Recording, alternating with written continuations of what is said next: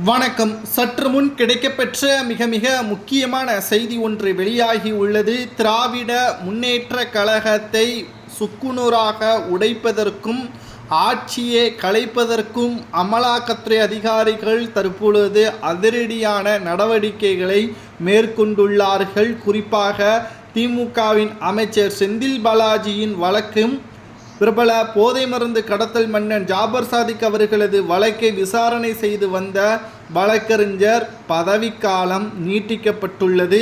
இதனால் செந்தில் பாலாஜி அவர்கள் நிச்சயமாக மீண்டும் சிறைக்கு செல்வார்.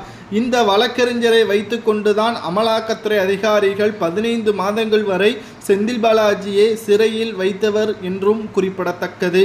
மேலும் செந்தில் பாலாஜி மற்றும் போதை மருந்து கடத்தல் மன்னன் ஜாபர் சாதிக் வழக்கில் கைதாகியுள்ள அனைவரையும் எதிராக வழக்குகளை அமலாக்கத்துறை சார்பில் ஆஜராகி சிறப்பு அரசு வழக்கறிஞராக இருக்கக்கூடிய ரமேஷின் பதவிக்காலத்தை மேலும் 2 ஆண்டுகள் நீட்டித்துள்ளது மத்திய அரசு. இது திமுகவின் ஆட்சியை கலைப்பதற்கான ஏற்பாடாக பார்க்கப்படுகிறது. அரசு போக்குவரத்து கழகத்தில் வேலை வாங்கி தருவதாக கூறி பண மோசடியில் ஈடுபட்ட அமைச்சர் செந்தில் பாலாஜி மீது கடந்த அதிமுக ஆட்சி காலத்தில் 3 மோசடி வழக்குகளை சென்னை மத்திய குற்றப்பிரிவு போலீசார் பதிவு செய்தார்கள். அந்த வழக்குகளின் அடிப்படையில் அமைச்சர் செந்தில் பாலாஜி அமலாக்கத்துறை அதிகாரிகள் சட்டத்திற்கு விரோத பண பரிமாற்ற தடை சட்டத்தின் கீழ் கடந்த ஆண்டு ஜூன் 14ஆம் தேதி கைதும் செய்தார்கள். இந்த வழக்கில் நீண்ட சட்ட போராட்டத்திற்கு பிறகு செந்தில் பாலாஜிக்கு உச்சநீதிமன்றம் ஜாமீனும் வழங்கியது. அவருக்கு எதிரான அமலாக்கத்துறை வழக்கு சென்னை முதன்மை அமர்வு நீதிமன்றத்தில் நடைபெற்றும் வருகிறது.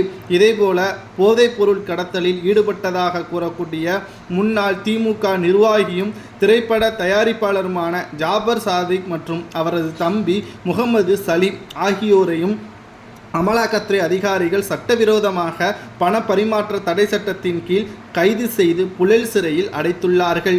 இந்த வழக்கு விசாரணையும் சென்னை முதன்மை அமர்வு நீதிமன்றத்தில் விசாரணை நடைபெற்று வருகிறது.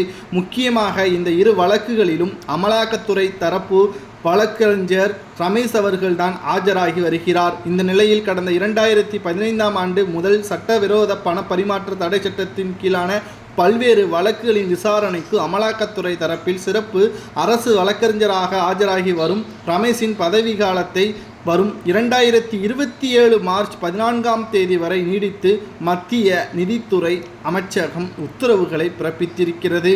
இதனால் திமுக அமைச்சரும் திமுக நிர்வாகி தற்பொழுது கைது செய்யப்பட்ட போதை மருந்து கடத்தல் மன்னன் ஜாபர் சாதிக் அவர்களது கதை முடியும் என்று